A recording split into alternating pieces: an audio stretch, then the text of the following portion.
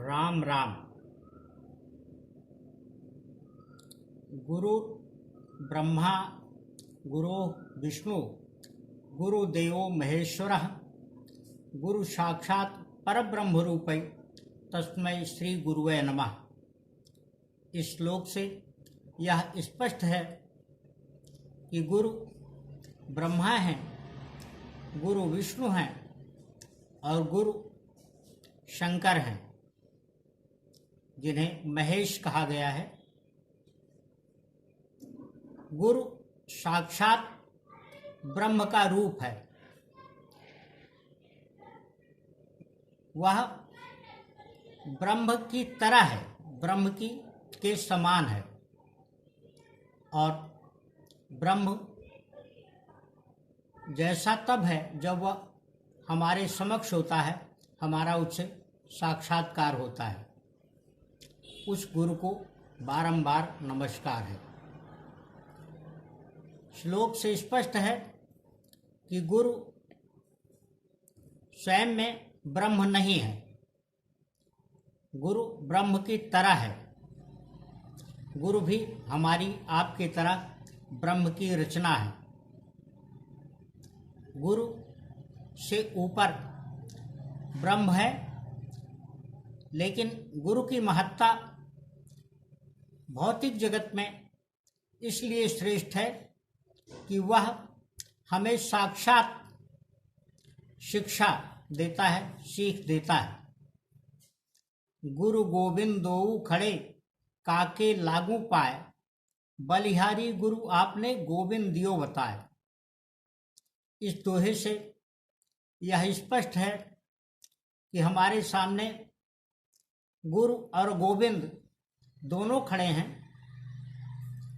हम किसकी महत्ता का गुणगान करें, किसका चरण स्पर्श करें, किसके पैरों पर अपना मस्तक रखें।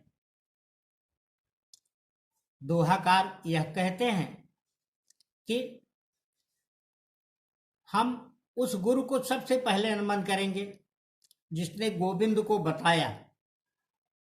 यानी गुरु गोविंद को बताने का, पार ब्रह्म परमेश्वर को बताने का माध्यम है, किंतु गुरु स्वयं में पार ब्रह्म परमेश्वर नहीं है, ब्रह्म नहीं है। गुरु भी मनुष्य की तरह, किसी सामान्य मनुष्य की तरह ब्रह्म की ही एक रचना है, जिसकी रचना ब्रह्मा भी हैं, विष्णु भी हैं, शिव भी हैं और सभी प्रकार के देवता, जितने भी देवता प्रचलित हैं संसार में विभिन्न धर्म अनुयायियों के बीच में, वो सब पार ब्रह्म परमेश्वर की ही रचना है।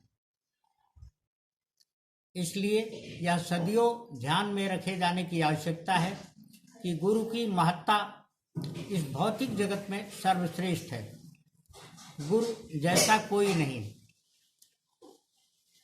हम सब जानते हैं कि प्रथम गुरु माता को माना गया है।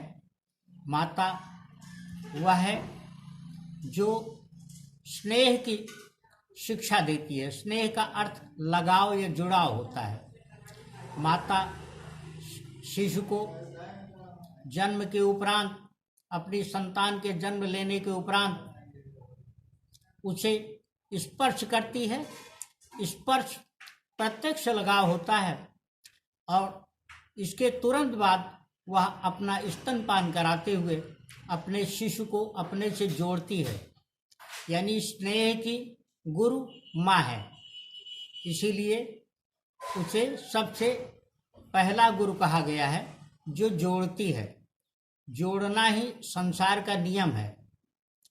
योग का अर्थ भी जोड़ना ही होता है।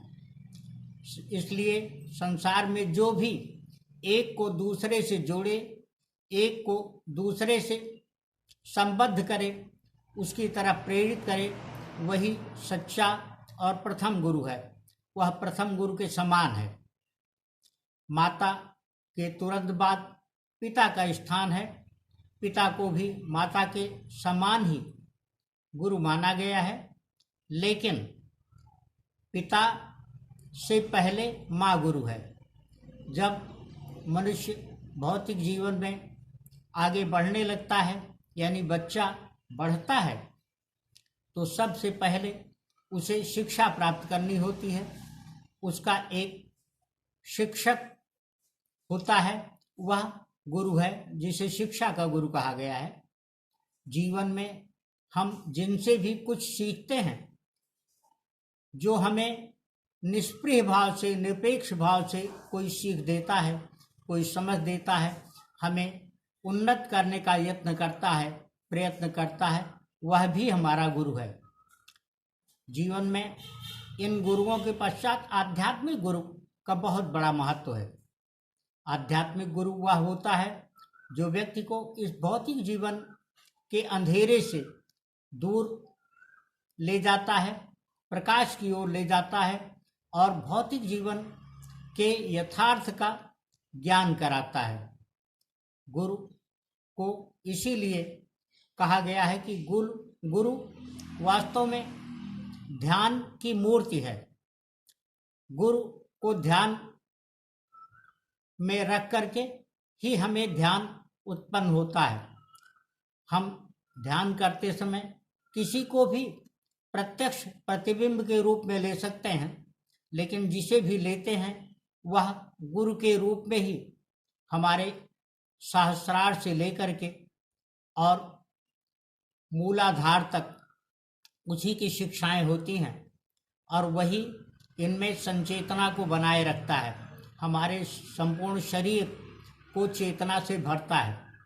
गुरु के महत्व के संदर्भ में अनेक समय पर अनेक लोगों ने, ऋषियों ने, मुनियों ने, महर्षियों ने तरह तरह की बातें की हैं, बहुत अधिक व्याख्यान किए हैं, उपाख्यान किए हैं, अनेक परिभाषाएं दी हैं, अनेक महत्ता दी है, अनेक दर्शन विकसित किए हैं। लेकिन गुरु वह है जो अपने शिष्य से किसी भी प्रकार की कोई अपेक्षा न करे। गुरु दक्षिणा का प्रचलन कब हुआ, इसका कोई स्पष्ट उल्लेख हमारे शास्त्रों में नहीं मिलता है। महाभारत के प्रसंग में एकलव्य की शिक्षा के संदर्भ में गुरु दक्षिणा का महत्व आया है। इसके पहले इस संबंध में कहीं कोई प्रसंग नहीं मिलता। संपूर्ण रामायण में ऐसा कोई प्रसंग नहीं है जहां गुरु वशिष्ठ ने श्री राम से कोई गुरु दक्षिणा लेनी चाहिए हो। इसीलिए वशिष्ठ को श्रेष्ठतम गुरु कहा गया है। वशिष्ठ के समान कोई गुरु नहीं है और जितने भी गुरु हैं वह वशिष्ठ के बाद उनका स्थान है। इसलिए यह ध्यान में रखे जाने की आवश्यकता है कि गुरु सदियों वह रहे और यह गुरु को भी ध्यान में रखना चाहिए।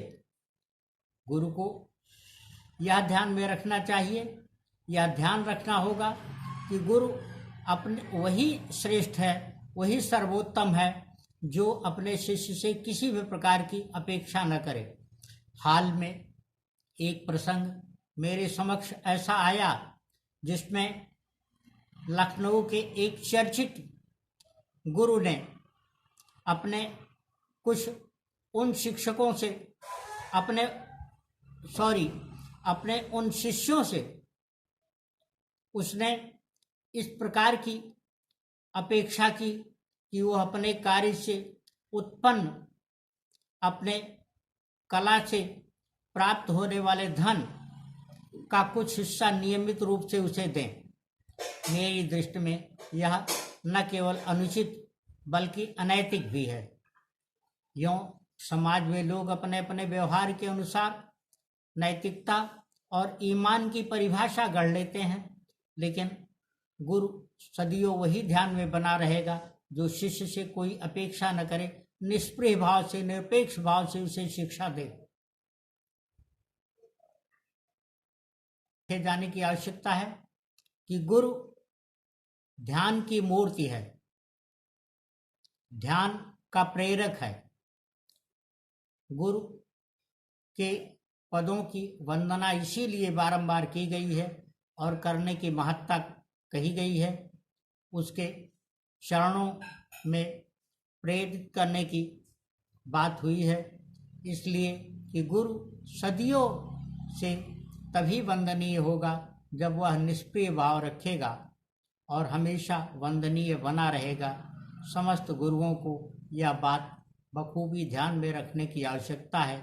यूँ आज समाज में तमाम तरह के गुरु प्रचलित हो गए हैं और कोई किसी को भी गुरु, गुरुदेव, गुरुवर जैसे शब्द कह देता है, यह बगैर ध्यान में रखे हुए कि उसने उससे क्या शिक्षा प्राप्त की, उससे क्या प्रेरणा प्राप्त की, उससे क्या सीख प्राप्त की और उसकी सीख, उसकी शिक्षा, उसकी प्रेरणा का किस स्तर पर, किस रूप में क्रियान्वयन या अमल किया। मैं समझता हूँ कि यह बात सदियों ध्यान में रख करके हम गुरु और हम शिष्य दोनों की महत्ता को बनाए रख सकेंगे। राम राम।